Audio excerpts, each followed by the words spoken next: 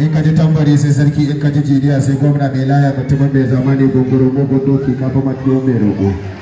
Waka wanda ba wanda ke iya ba komai waka a kuma kinki dukiya dan a daktar waka.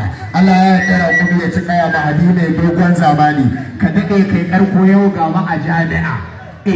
Cikin ABU zari aka ce kai waka domin ɗalibai manazarta Hausa. Kai ke wa adabi ƙafiya kai wa Hausa a cikin Hausa. Ka kawo ta waka. Mawaƙin da ya raka teku da waka har aljanan ruwa suka yi masa buɗa. Suka ba shi raƙumin ruwa ya kiwo.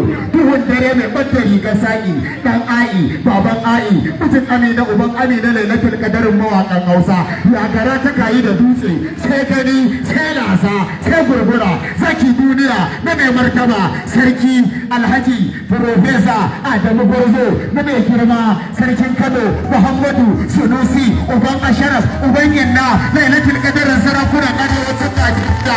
Aka ce wai ɗalibai suka ce bosa, to kai ba bosa ne waƙa a dalarsa.